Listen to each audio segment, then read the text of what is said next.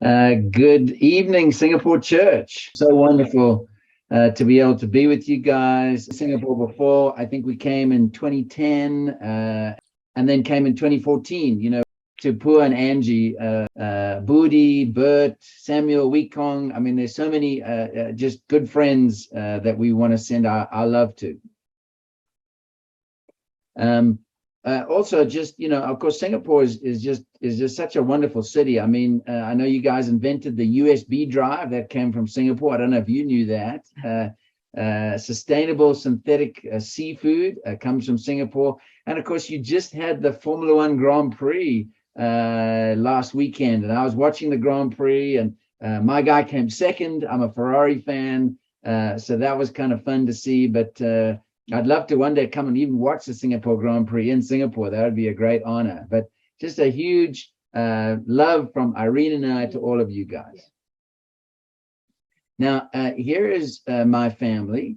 And this is my son on the right. And he's Luke. He's 18. He's a disciple in the campus ministry. Actually, that's my dad. He's a disciple in the church in Toronto. He is now 93 years old. So I think he's one of the oldest disciples in Toronto. And of course, my beautiful wife. And then my daughter, who's 22, she's finishing her university degree and part of the campus ministry here in Johannesburg as well. So what we're going to be doing today is to be able to look in 1 Kings chapter 17.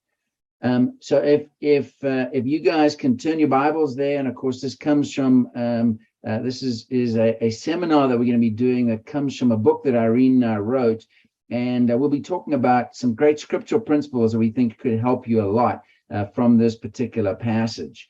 And so the goal of this workshop is actually to be able to help those who might be becoming a little bit cynical, in their faith, and that may have sort of started to lose some of that idealism that they may have had early on as Christians, and maybe when you're a young Christian, and you've been around for a while, you start to lose some of that hope and some of that vision that you may have had, some of that excitement that you first experienced when you were baptized, and maybe for you now, your dreams that was once for the church now is outside the church. It's no longer part of the church, dreams anymore. Your talents are now you want to use them, outside of God's kingdom.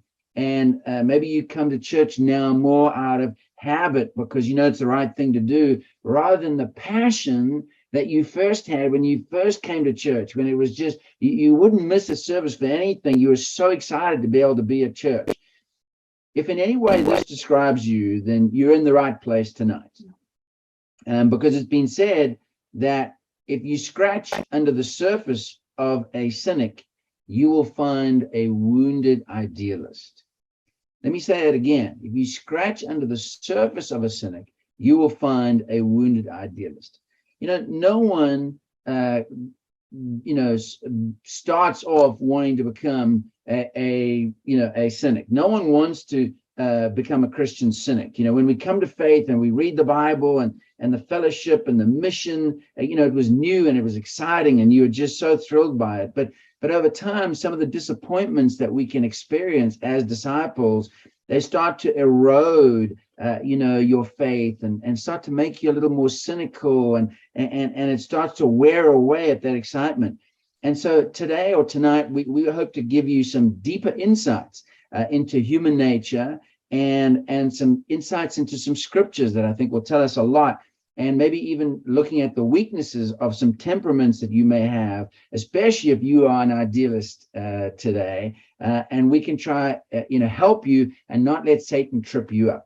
That's right. It is so wonderful to be able to be with you all this evening. For us, it's the afternoon, but for you, the evening. But it's just wonderful to be able to be with you.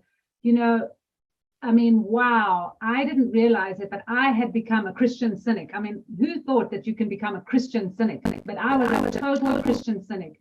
I had become, as a young Christian, I was zealous. I was like, oh, my word, here am I, send me on the mission team. Let me do something great. I think by the time I reached my mid-40s, I was like, here am I, send someone else. I don't want to be sent. I don't want to be around. Can I just do the bare minimum? And that's a real problem, especially if you're even in the ministry, which Justin and I are. And so this writing this book, really studying these concepts out, praying about it, have really changed my life and our lives. And so I'm so excited to be able to share with you tonight. But before we start, I think it's important to realize we all really do see things very differently. So I wanted you to look at this photo and tell me what you see. Okay, it's going to come up on the screen. Tell me what you see. So now I know that you're all sitting in the hall. Okay, so maybe you can speak to the person next to you, or if you're on the webinar, speak to someone who's near you and just say, what do you see? What is the color of this dress? Okay, it could be gold and white or black and blue. Which one do you see? All right, I think we've all seen this photo before. Okay, what about the next image? Let's see the next image. All right, what do you see? Okay, again, speak to the person next to you. Tell them what you see. What do you see? Do you see an old lady or a young woman? Now, some of you are saying, what? How is there a young woman, or how is there an old lady? But what do you see? You know, the amazing thing is that we see things differently. So in that first picture, do you realize that the original is actually black and blue? Now, when I see that picture, all I see is gold and white. That's all I see. I don't see black and blue. So when people tell me the dress is black and blue, I'm like, seriously, it's not. And then when I see the second picture, what I see is an old lady. Now, there's actually a young woman in there as well. And if you can't see it, ask someone to show you. But the point is, we see things very differently. What about this third picture? What do you see? So if you are an idealist, you will see a glass of water that is half full. If you are a pessimist, you will see a glass of water that is half empty. If you happen to be a realist in nature, all you see is a glass of water. That's it. It's a glass of water.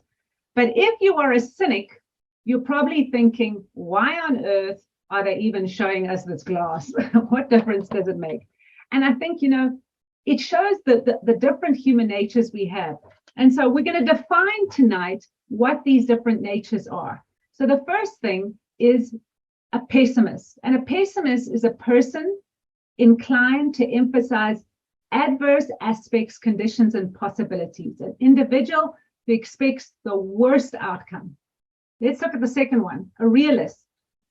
A realist is a person concerned with facts or reality and rejects impractical and visionary. I tend to be an idealist. Justin tends to be a realist. Okay, let's look at the Dear Idealist that we're going to be discussing. It says, a person guided by principles or hopes rather than practicality. Someone who looks on the more favorable side of life and events, expecting the very best outcome. And in someone who envisions the ideal way of how things should be.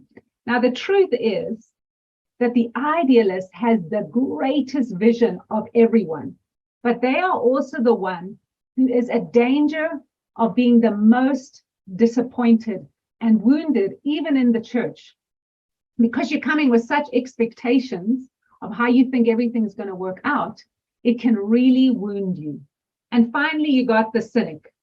And a cynic is a person who distrusts other people and believes that everything is done out of self-interest, a person whose outlook is negative. Now, the amazing thing about that person, the cynic, let me tell you, that cynic, they've been hurt a lot. They've been disappointed a lot. They've been hurt a lot. And so what Justin and I have learned about cynics, and maybe tonight you're sitting as a cynic, all we feel is a lot of compassion, actually. No judgment, just compassion. We realize you've been hurt. Yeah. And, you know, you think, well, it's just members who are hurt. No. Well, it's just leaders who are hurt. No. Members are hurt. Leaders we have all been hurt, brothers and sisters. And so if you are a cynic tonight, we have compassion. But in this series, we're going to discuss how you can get back to faith, even as a Christian cynic. And we're going to start by looking at Elijah. So 1 Kings chapter 17, and we'll be reading from verse 1 down to 6. Now Elijah the Tishbite from Tishbe in Gilead said to Ahab, "As the Lord, the God of Israel lives, whom I serve, there will be neither dew nor rain in the next few years, except at my word." Then the word of the Lord came to Elijah, "Leave here, turn eastward and hide in the Kerith ravine, east of the Jordan, and you will drink from the brook, that I have directed the ravens to supply you with food there." So he did, and the Lord had, as the Lord had told him. He went to the Kerith ravine, east of the Jordan, and stayed there. The ravens brought him bread and meat in the morning, and bread and meat in the evening, and he drank from the brook. You know, this is the introduction to Elijah.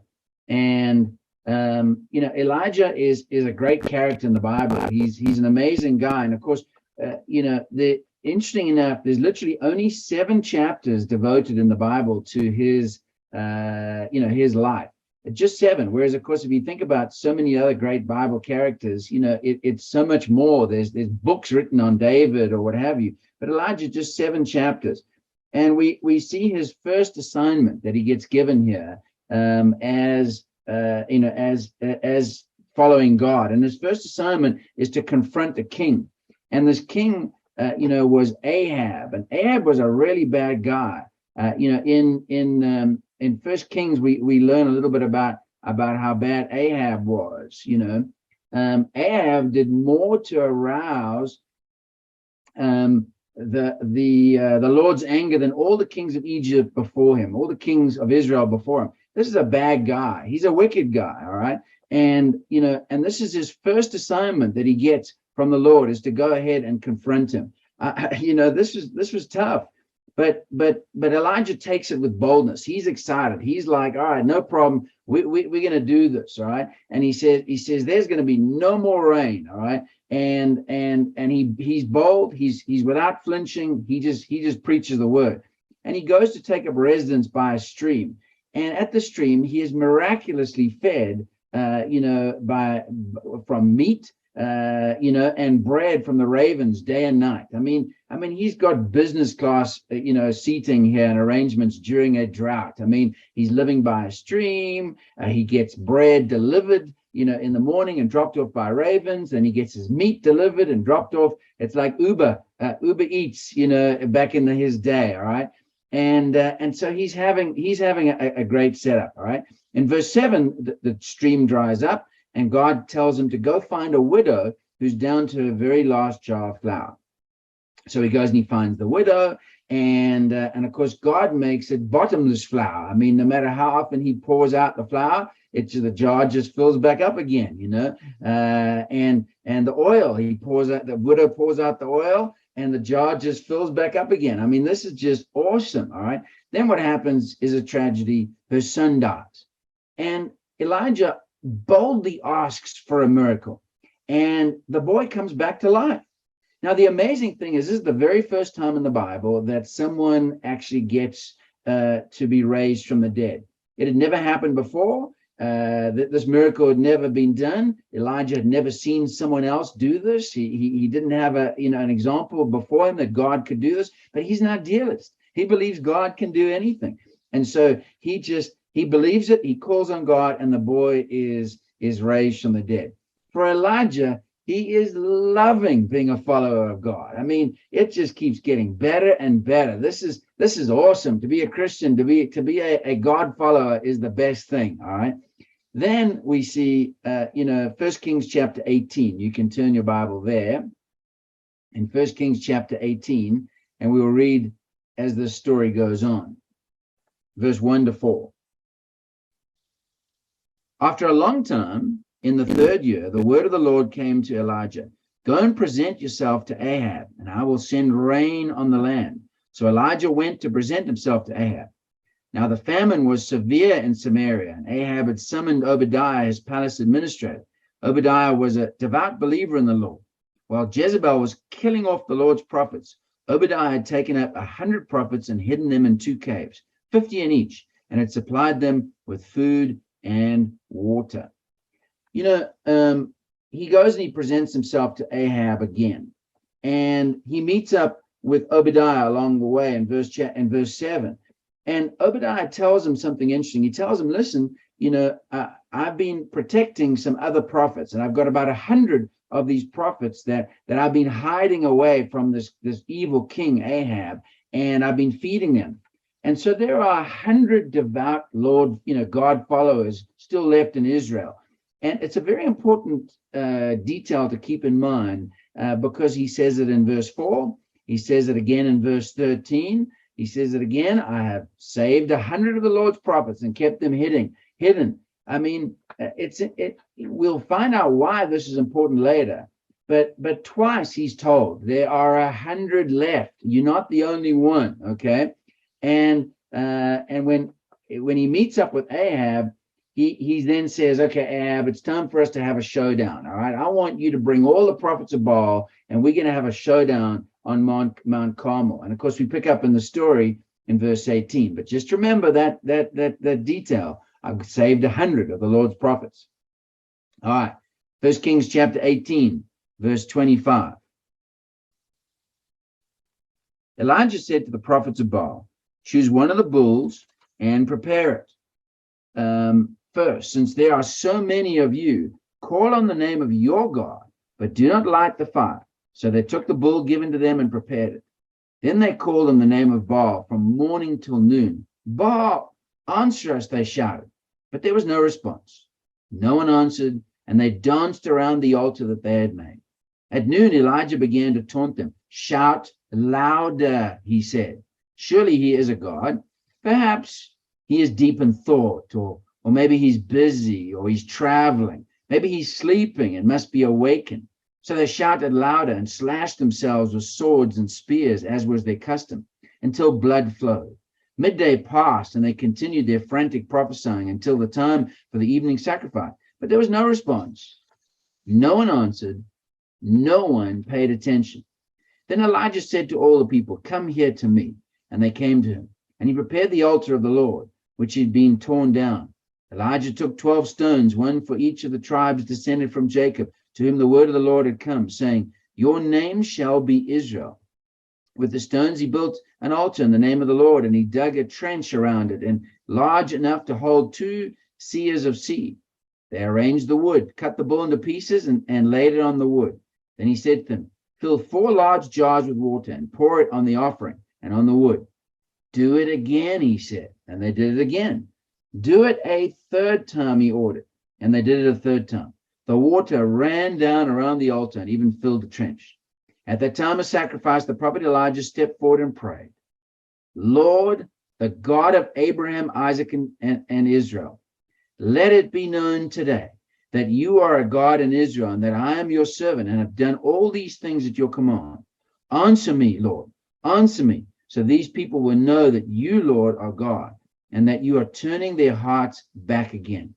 Then the fire of the Lord fell and burned up the sacrifice, the wood, the stones, and the soil, and also licked up the water in the trench. When all the people saw this, they fell prostrate and cried, the Lord, he is God. The Lord, he is God. This is a famous confrontation, of course, and it's an incredible story that we all know, and what happens is that Elijah, he taunts the prophets of Baal, and he says, come on, guys, this is a chance to see if your God is God or the Lord is God. And of course, nothing happens. They dance around, they cut themselves, they're crying out, and nothing happens. And so Elijah starts taunting them. He starts saying that maybe your God is busy. Maybe he's on a business trip and he's traveling somewhere. Maybe you need to shout a little bit louder. Maybe Baal's sleeping and you need to wake him up. I mean, it's quite amusing. And of course, they keep shouting and dancing from morning till night. And then they start slashing themselves with swords, to try and get Baal's attention. And Elijah's loving this. He's loving the competition. He's bold. He's confident. He's like, this is awesome. All right. But by evening, he tells the prophets of Baal, He says, listen, guys, you're exhausted, you're dehydrated, sit down and let's learn who the real God is. He covers the Lord's altar with water, and then he prays and he says, God, show them who you are.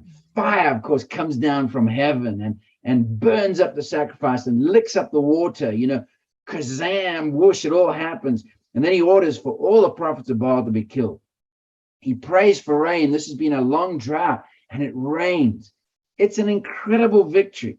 God has once again proven himself.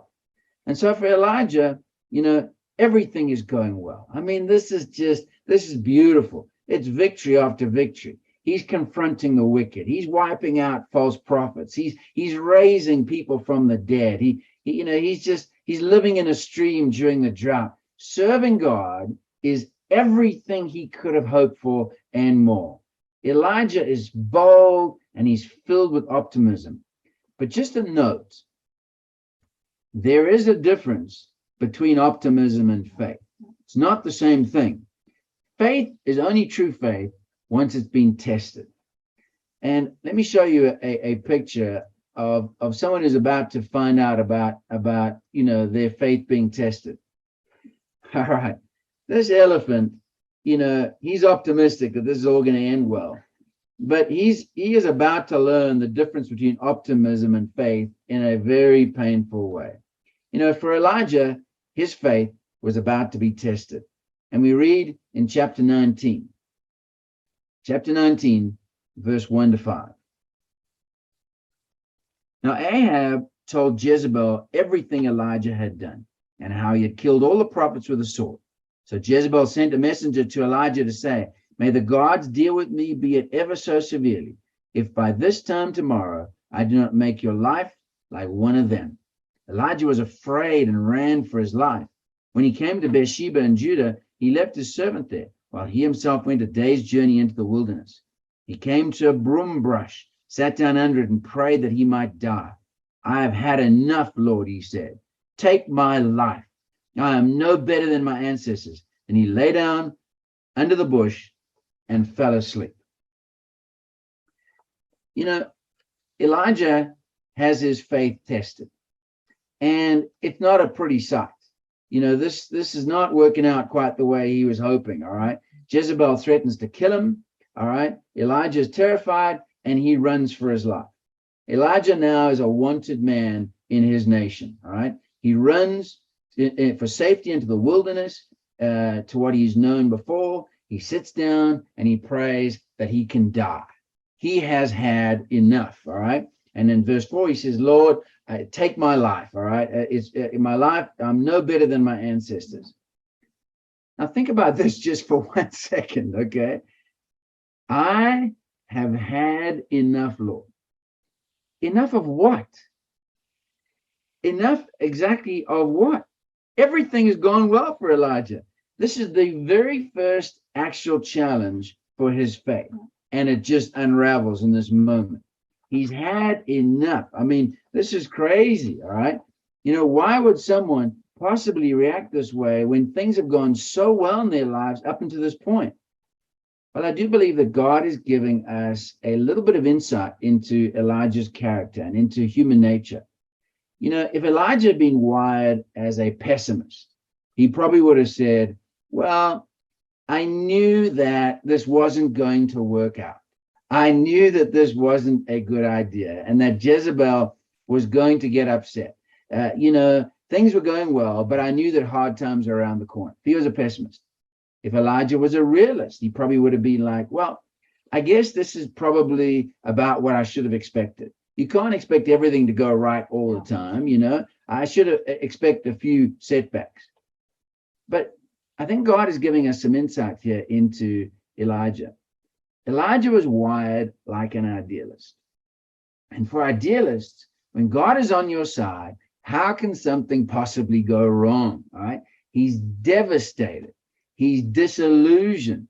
How could a mission from God end up in him now being on the run and a wanted man and a death penalty over his head? Amen.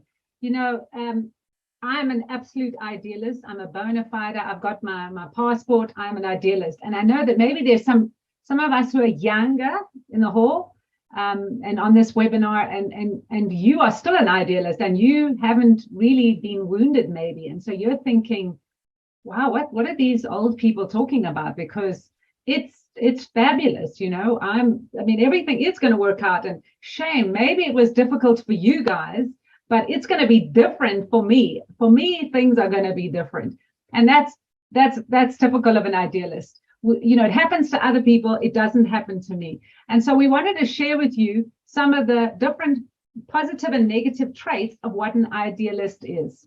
So let's start with the positive traits. Let's start with the good news, idealist. And if you're an older idealist who's become cynical, you'll still recognize some of these traits. But you know, you're optimistic and bold. Maybe if you're older and you're a cynic, you don't feel that as much today, but you used to feel this a lot. You're very optimistic and bold. A wishful thinker. I mean, you know, you go for a job interview you're actually not qualified for, but oh, I'm sure they'll love me. You know, there's a lot of wishful thinking. Confident and zealous and quite trusting of people. You have high expectations. Maybe some of the young ones today, you are convinced you're going to be the next superstar singer or dancer or Olympic athlete, or you are going to be the next CEO or somewhere fabulous, but you're going to be amazing. What about you're enthusiastic? You dream of a perfect world. Maybe some of you have even thought, I think we can solve world hunger and we will save the world. And then the other thing that you can do is you can exaggerate the good and ignore the facts. All right, so those are the positives. So yay, if you're an idealist, awesome, you're fabulous, but you need to be aware that there are some negative sides to your idealism. So you can be naive and inexperienced, okay? So others are telling you, listen, having a baby is difficult for me. And you're like, nah, that was for you. It's not going to be like that for me, okay? So you're naive and inexperienced. You can be easily discouraged and disappointed. If you're not an idealist, but you have an idealist as a good friend, you understand what, because one day they're like, oh my word, this was amazing. You won't believe it. I'm so happy. And then something small happens and they're like, oh, it's a disaster. Everything is falling apart. So if you happen to be the friend of an idealist, that's what's going on. You can be, if you're an idealist, you can be confused by suffering. Your own suffering, like why? You'll find yourself asking, why is this happening to me? But you're also confused by other people suffering. Like, why are other people suffering? They're such good people. If you're an idealist, you can be critical of others. For example, maybe you meet someone that's, you know, has a bad attitude, and you look at them and you think, you know, really, why do you have such a bad attitude? You should be more like me because I have such a good attitude. Now, you don't realize what the person has been through, but you can be critical, right? I think if you're an idealist, you can be devastated by disunity. Let me tell you something, idealists. Relational hurt and pain, it kills us. It kills us. That is the most wounding thing for an idealist, is when relationships break apart, or that can literally break your heart. Maybe a realist, it's the car broke down. For us, it's a relationship broke down. That'll break your heart. I think if you're an idealist, you can have false expectations of God and of others. I think you can be impractical. And let's be honest, idealists, even those of us who are older, we can be given to self-pity. We can feel really sorry for ourselves. Oh, everything is bad for me. You know, we feel so sorry for ourselves. Come and live in Africa for a few weeks, guys. I think that could solve some of the idealism problems. But, you know, if we look at Elijah, for example, and Justin and I have said that he's an idealist. Well, let's look at just two of the characteristics. Okay, so the first one is you can exaggerate the good and ignore the facts. Now, if you remember, Obadiah told Elijah there are 300 prophets, 100 prophets that are still alive. And so Elijah knows that. He's told twice. Now, in his battle with Baal, he tells them, I am the only one of the Lord's prophets left. I mean, he has this big, okay, now it's good showmanship. I mean, wow, I am the only one against you 450. Is it true? I would call that a huge stretch. He wasn't the only one. But I can imagine this is the world he's made. There's this big standoff between the prophets. I'm the only one left. Okay, so he's exaggerating the good, and he happens to be ignoring the facts. Okay, that would be the first thing. I think the second thing would be that he is unrealistic with his expectations, and he's quite naive. I think that Elijah was thinking, what's going to happen? I'm going to have this amazing victory. And then everyone is going to be like, oh, my word, you are basically the most awesome man on the planet. Oh, wow. Let's lay down our greaves before you. Elijah, Elijah, Elijah, Elijah. And instead, Jezebel gets angry and says, listen, you are going to die. He was so naive. He was so inexperienced with working with wicked people. He just didn't understand this. And so he envisioned this what was going to happen. It didn't happen. And he was very deeply disappointed. It's really true. And, the definition or the understanding of what, disappointment is disappointment is the gap that exists between expectation and reality. Okay. Disappointment is the gap that exists between expectation and reality. And of course, this is what has happened, for our poor friend Elijah. Elijah has gotten out of touch with the real world. He had completely underestimated Jezebel, and it exposed his naivety and his lack of experience with evil people. The truth is, of course, Jezebel was going to get upset. She was going to get angry. She's a wicked woman. She's got these false prophets that are in her pocket that she's looking after financially. What should have Elijah have expected? Who did he think he was dealing with? But of course, he had his expectations, and he had a rude awakening, and his reality was shaken about how difficult following God can truly be. Our idealistic Elijah has now become a wounded idealist. He is beginning to realize that not everyone is good, that not everyone repents, that not everyone is impressed by you or what you stand for. And that worst of all for him, that God has become unpredictable. It's the most frightening thing to feel like God cannot be trusted and that God doesn't have your back. I've experienced some pretty frightening things, before. I was walking through the bush once as a teenager, and I nearly stepped on a venomous snake, and the venomous snake came up and I jumped. It gave me the fright of my life. I've been robbed a number of times in South Africa. I've had a guy put a gun to my head, and steal my watch and steal stuff from me. And it was frightening. Being an ex-racing car driver, I've crashed a car a couple of times and had the wheels of my car ripped off and flipped upside down in a racing car. I've had some pretty frightening experiences. But the truth is, it's even more frightening when you think, is God really protecting me? Does God have my back?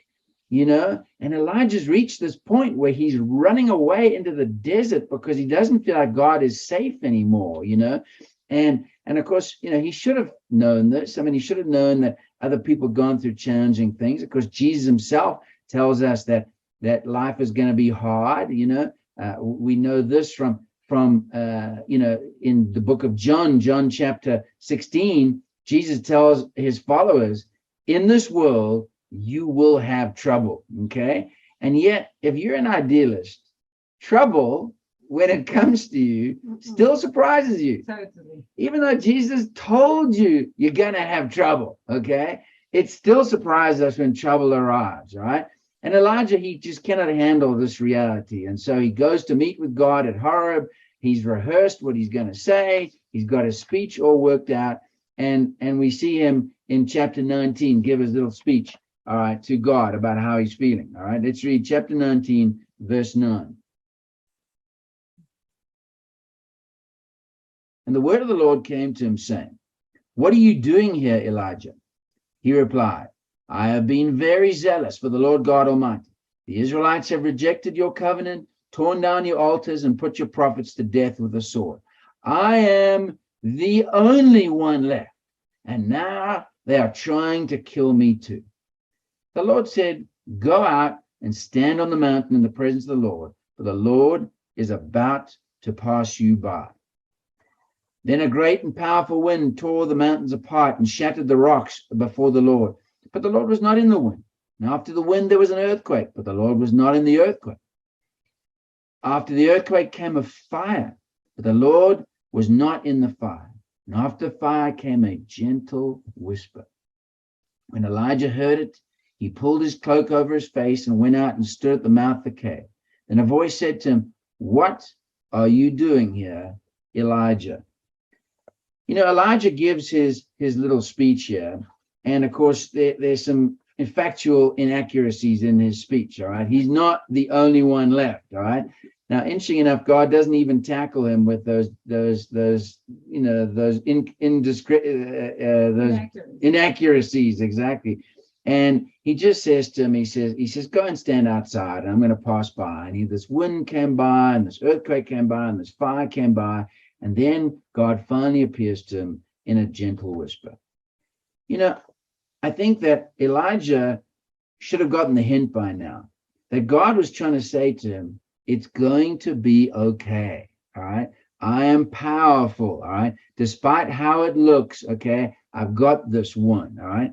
But Elijah, he's wounded, and all he can see, all he can see is just his troubles that are in front of him. And all he can say in the presence of God in verse 14, he says it there in verse 14, he says, I've been very zealous for the Lord God Almighty. The Israelites have rejected your covenant, broken down the altars, and put to death the prophets with a sword.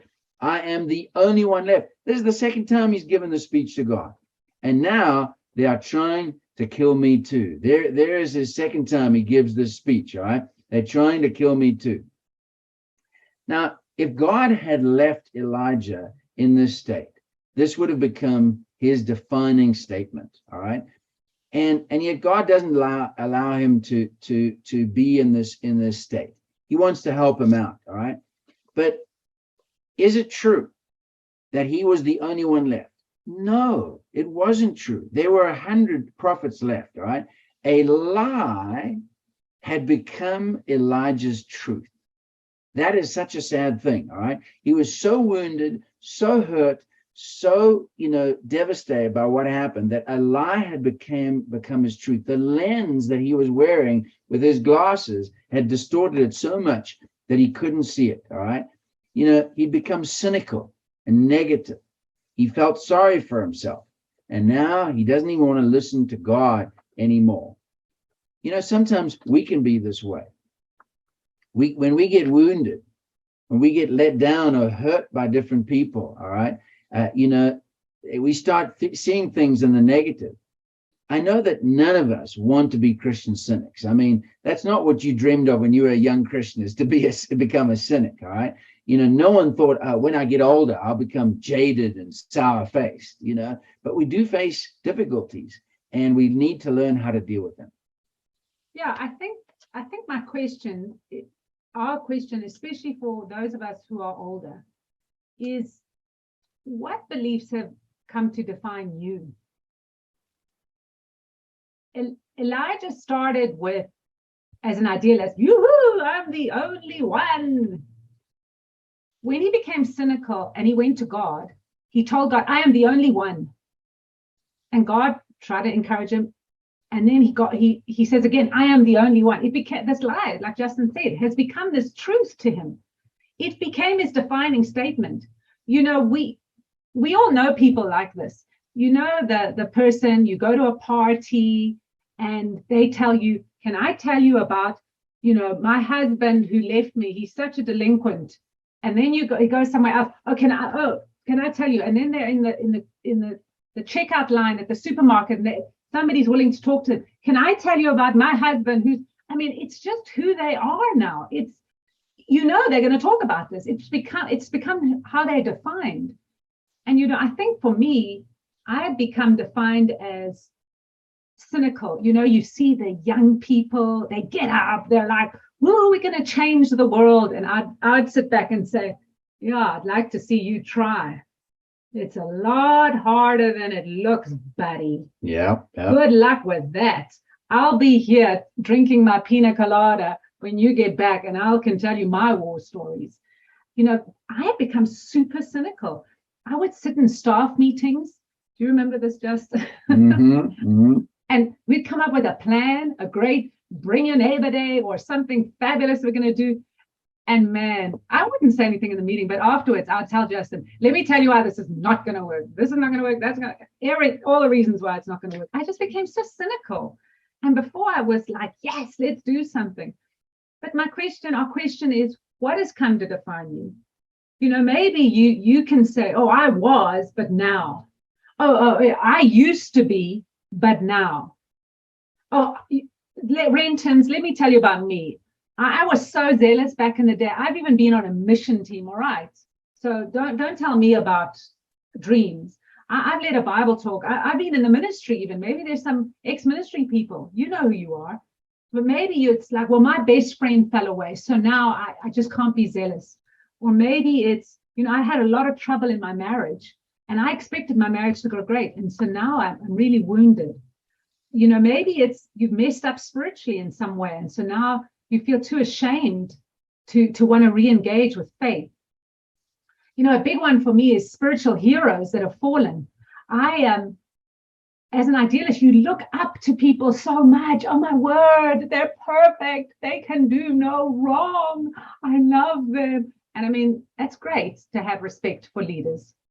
But the truth is, guys, all of us are sinners. The only one who's never sinned is Jesus. That's it. But I know for me, I had set my hope on spiritual heroes that I thought, oh, they're going to be amazing. And they're not going to take you to heaven. I don't care who your spiritual hero is. They're not going to take you to heaven. Maybe you've been hurt by leaders. Maybe you've suffered.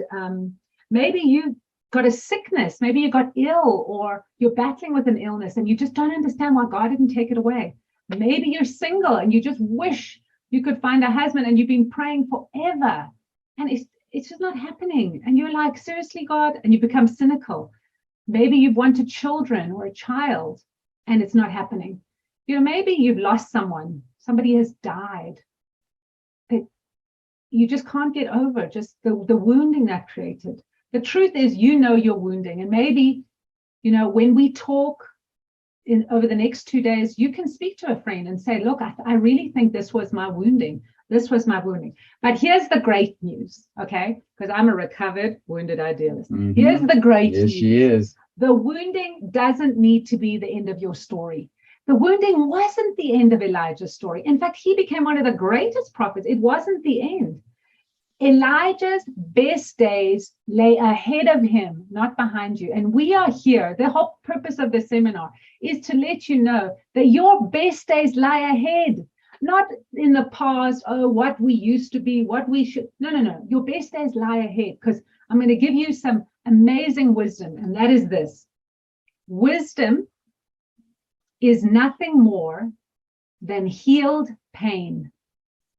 If you've been hurt, if you've suffered pain, brother, sister, let me tell you, you can end up being the wisest person in the room if you will allow that pain to be healed. It's so true. You think about Elijah, God, he gives him Elisha as a partner. And he says, here's a young man that you can train up. And of course, he has such an amazing time training up Elisha, and eventually gets taken off in a tremendous way to go to heaven. I mean, Elijah's best days were definitely in front of him. His best days actually came after his wounding. That's what happened, because he learned the difference between optimism and faith, and they're two different things. And he's moved from being this bold idealist that believes nothing can go wrong, all right, to a true man of true faith. That's right. And that's a painful experience to go through that, but true faith is worth it. He became a man that was able to face the facts with faith, and he kept his boldness, but now his confidence was in God, not in a particular outcome that he had put forward there. His joy was no longer tied to some circumstance or this or not. He trusted that God would work no matter what circumstances he was going through. And that is true faith. That's right. We cannot let our stories end at our wounding. Yeah. That's a key thing. We cannot let our stories end at our wounding. And so we want to give you guys some time to reflect on what we've shared today, all right? And we have 3 reflection questions that we want you to be able to think about. If you're on the Zoom webinar, maybe with whoever with there, or maybe if you're in the hall, with somebody in the hall here, but to write down and to start reflecting on 3 questions here, all right? Okay, which personality type best describes you? Okay, are you a pessimist? Are you a realist? Are you an idealist? Or are you a cynic? Okay, which one would most likely describe you right now? So maybe not what you were before, okay, but right now with where you at, all right? Which of those 4 personality styles or personality positions would describe you best? Then secondly, all right, discuss the difference between optimism and faith. And as discuss that and find out, they're very similar. They're very close to one another, but there is a big difference, right? And what is the difference between being optimistic and being faithful? And then finally, all right, what are some of your beliefs that have come to define you? Okay. What are some of your beliefs that have come to define you? And does something need to change? Because just like Elijah, all right, a lie had become his truth. Okay, and he had to let go of that in order to become the great man that he was. And so, Singapore Church, thank you so much. This, of course, is part 1 of our seminar, of our workshop. And tomorrow, we'll be getting into part 2 and 3, and then Sunday will be part 4. But I'm going to hand this back to, I guess, Samuel, and let you guys to workshop these ideas. Thank you so much for allowing us to be with you today.